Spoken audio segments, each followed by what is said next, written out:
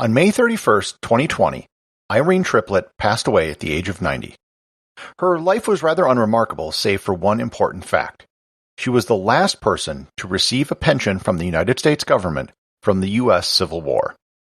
Find out how a woman who died 2 decades into the 21st century was still receiving a pension from a war which ended 155 years ago on this episode of Everything Everywhere Daily.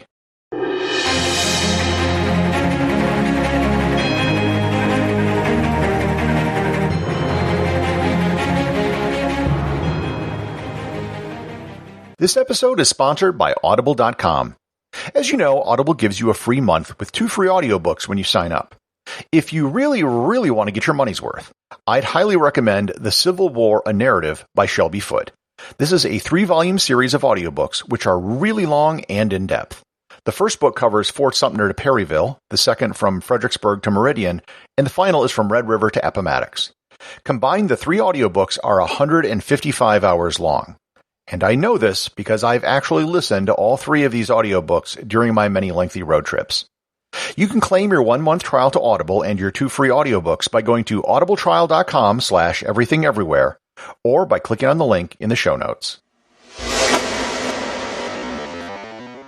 Irene Triplett was born in 1930 in Wilkes County, North Carolina, 65 years after the end of the U.S. Civil War. How she ended up receiving a Civil War pension is one of those stories that you wouldn't believe if it wasn't true, but when you do the math, it actually does work out.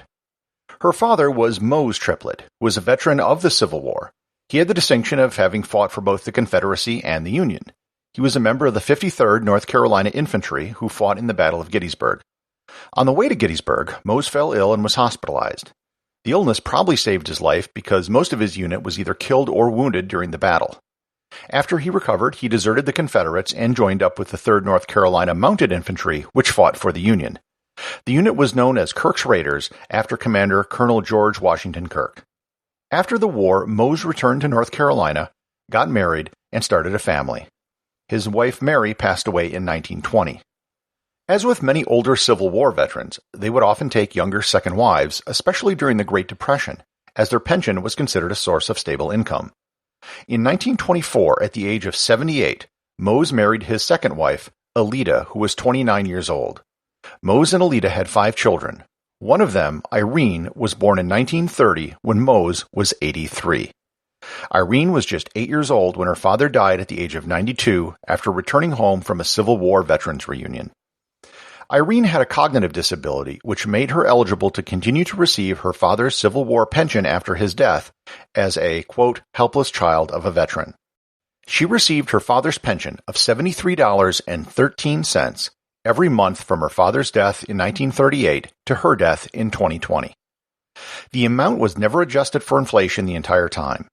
It's estimated she received approximately $17,000 over the course of her life. In addition to having received the last Civil War pension, she was also the last child of a Civil War veteran. The second to last child of a Civil War veteran also had an interesting story. In 2018, Fred Upton passed away at the age of 97. His father was William H. Upton, who was a Civil War veteran and the former governor of the state of Wisconsin, who was elected in 1894. Because of the occurrence of young women marrying much older men with pensions, the passing of the last Civil War widow wasn't that long ago either. In 2008, Maudie Hopkins died at the age of 93. In 1934, at the age of 19, she married 86-year-old William Cantrell, who served as a 16-year-old soldier in the Confederate Army. The last Union widow was Gertrude Janeway, who passed away in 2003. The last surviving documented veteran of the Civil War was Albert Wilson, who died at the age of 106 in 1956. He was a 14-year-old drummer boy in the 1st Minnesota Heavy Artillery Regiment. In 1956, there was an episode of the TV game show I've Got a Secret with a 95-year-old man named Samuel Seymour. The panelists had to guess what the guest's secret was. Samuel Seymour was the last surviving witness to Abraham Lincoln's assassination. He was a 5-year-old boy who was taken to Ford's Theater and sat in the balcony across the theater from the president. There is a clip of the appearance on YouTube, and I highly recommend viewing it if you're interested in such things.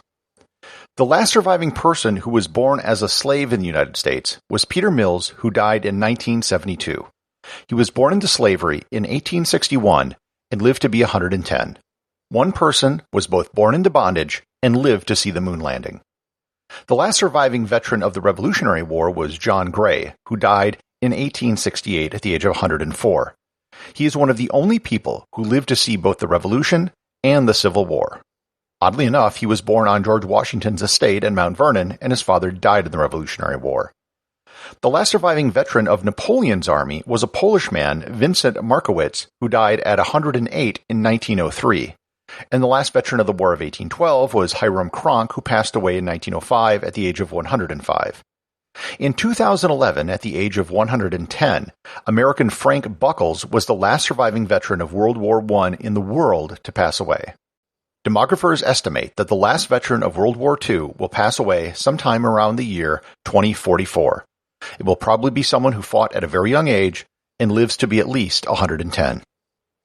It's amazing how the lives of some people can span such incredible lengths of time, and how we can have lives that overlap them. We think of the Civil War as being a long time ago, yet we're only 2 or 3 generations removed from people who lived through all of these events. Executive producer of Everything Everywhere Daily is James Makala. Special thanks to everyone who supports the show over on Patreon. Please remember to leave a review over on Apple Podcasts. Even a simple review can really help the show get discovered in the sea of other podcasts that are out there.